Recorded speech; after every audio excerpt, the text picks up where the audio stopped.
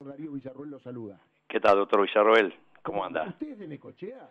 Sí, le iba a decir eso antes de empezar a hablar de un tema tan importante como que están tratando ustedes, que tenemos un gusto en común, casi una pasión, que es las playas de Necochea, el parque y demás. Bueno, Luis, entonces hablamos en otros términos. ¿Cómo está el parque? ¿Hace mucho que no vas? Y ahora hace un tiempo que no voy, pero no, el parque es maravilloso. ¿Va a correr, a caminar? Sí, sí, por supuesto, caminata, trote, sí, y nadar en el mar, porque tengo dos hijos guardavidas, así que... Muy bien. Y uno es abogado y guardavidas, y bueno, y sí, me meto con él, si no, solo no me meto, ¿no? Luis, ¿podemos desmitificar que el agua de Necochea no es fría? Bueno, no está previsto en ningún código depende de qué altura del año. Y el viento, eso sí podemos justificar. Ah, eso sí, totalmente. Perfecto, muy bien. Sí, sí, totalmente. La gente que diga que en Necochea hay viento puede llamar a qué número. No, depende de la hora que va a la playa. 54000.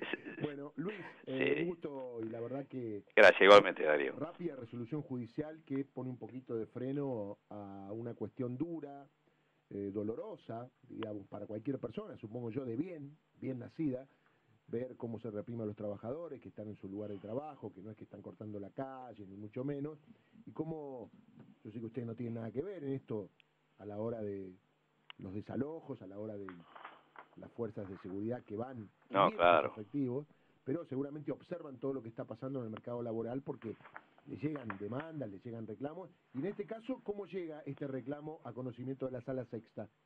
Bueno, llega por vía de apelación.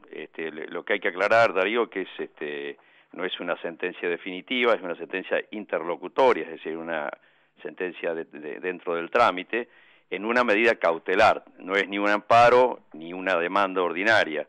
Es una medida cautelar que bueno, es un término técnico, ¿no? Pero autónoma se llama, es decir, que se basta a sí misma.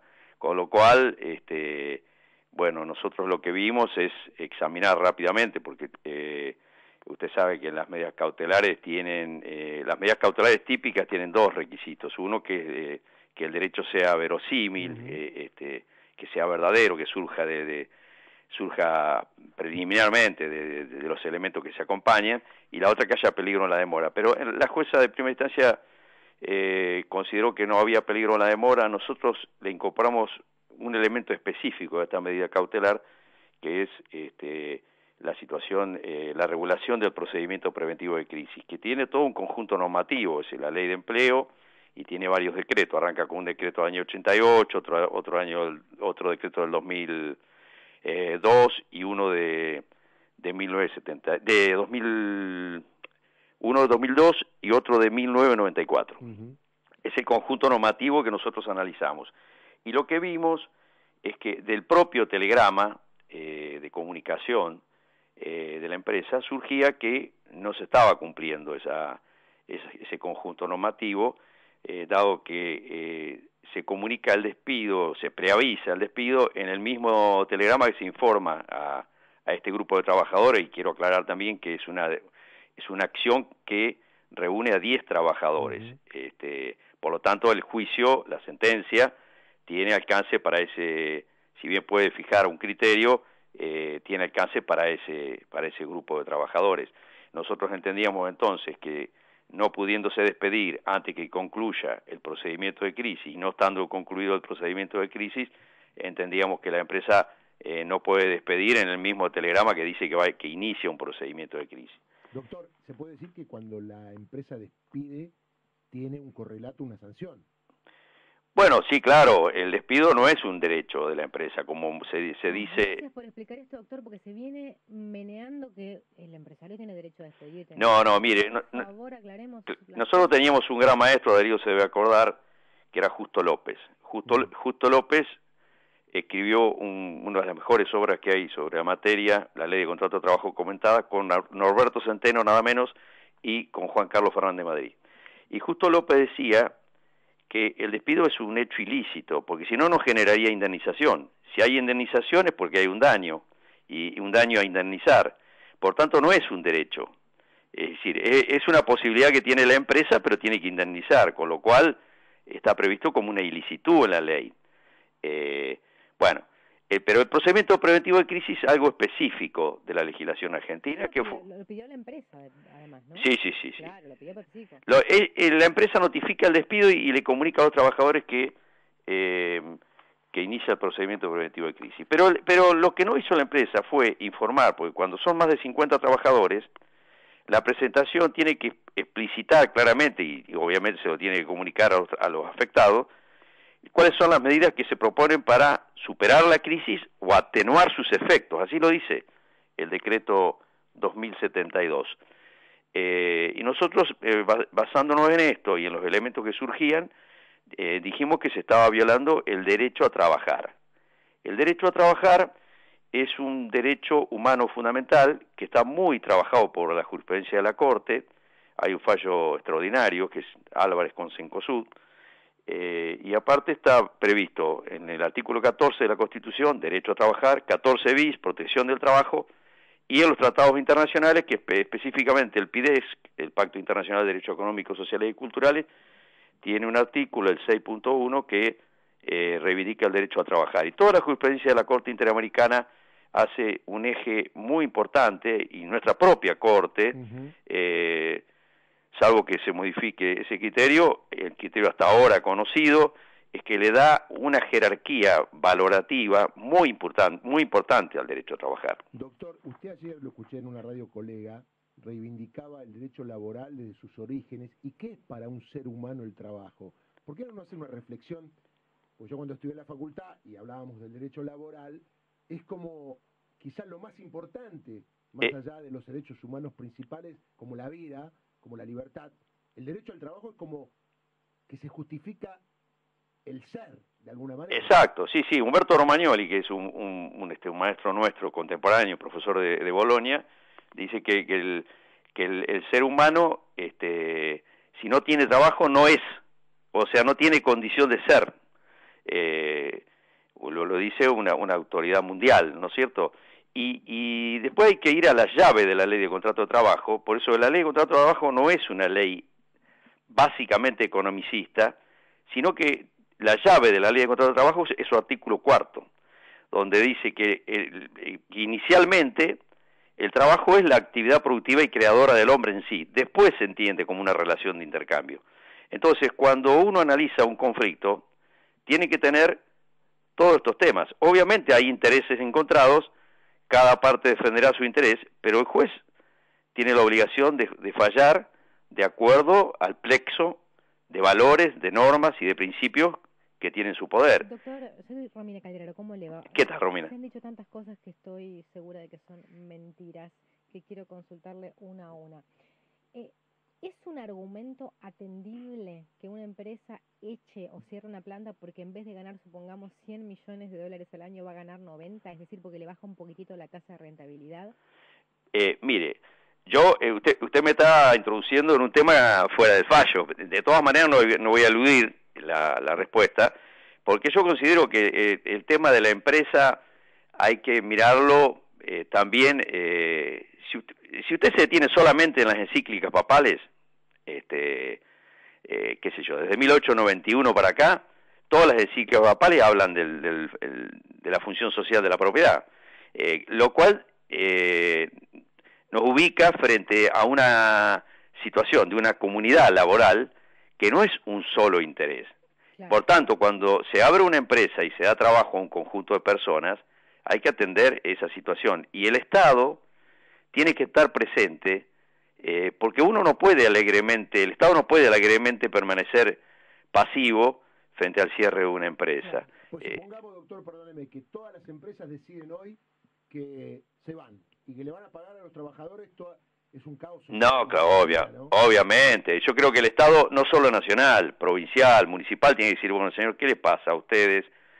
¿Cómo podemos ayudarlos? Claro. ¿Cuál es el problema que tienen? ¿Hay un problema fiscal, tributario? Buscan una relocalización, ¿cómo se puede hacer de modo razonable? Mire, Darío, ayer a la mañana me llamó el profesor Capón Filas, usted lo debe recordar, y él hizo un comentario. Él está jubilado, él fue miembro de la Sala Sexta, sí. Fernández Madrid también fue compañero mío hasta el 2014, hubo una información errónea en uno de los diarios de mayor circulación, diciendo que el fallo lo firmaba Fernández Madrid, Graciela Cray y yo, pero quiero aclarar que el fallo está firmado, además de por quien habla, por el doctor Rodríguez Runengo, de la Sala Séptima. Pero Capón Filas decía que, bueno, la sentencia de los jueces Rafael y Rodríguez Runengo es tan clara y precisa que no necesita mayor comentario. El error empresario, dice, de despedir a los actores estando en trámite el procedimiento preventivo de crisis, es realmente un absurdo. Ese error empresario dio causa a la ocupación del establecimiento y al consiguiente uso de la fuerza pública para su desalojo. Todo esto se hubiera evitado si el empleador hubiera cumplido rigurosamente el procedimiento preventivo de crisis. O sea que pero hay un problema. Hay que ver si podían demostrar la crisis en PepsiCo. Y termina diciendo Capón Filas que no es un hombre que haya estado de acuerdo ni con el anterior gobierno, ni a favor de este, ni en contra. Es un hombre, es un catedrático, un académico. No es la izquierda, entre comillas, la que alborota, es la empresa que no cumple con la ley. No es posible escribir en el agua, así de simple, termina su nota. Contundente, él me llamó por teléfono y me dijo, mirá, yo voy a hacer un comentario, y al ratito me lo mandó, y la verdad que lo quiero poner, hacerlo público porque me parece que es una voz muy autorizada. Es una voz muy autorizada. Vale decir que el derecho a despedir no es absoluto y que el bien común está por sobre... Absolutamente. Ese es el criterio que uno debe tener frente a estas cuestiones. Ahora, si ponemos por delante un criterio netamente economicista, estamos volviendo a los albores del capitalismo directamente. Claro. Y en ninguna empresa, y no es cierto, no es verdad. Yo he estado, inclusive hemos viajado por razones académicas con Capón Fila, por ejemplo, a distintos lugares. Estuvimos en Alemania. En Alemania hay una rigidez en estos puntos, rigidez en el buen sentido, no en el mal sentido. Es decir, hay el sindicato y la empresa son dos actores fundamentales que se respetan y entre los dos mantienen a la empresa, claro, y defienden a los trabajadores. Hay tasas de rentabilidad menores, acá es un escándalo, ¿no? Claro.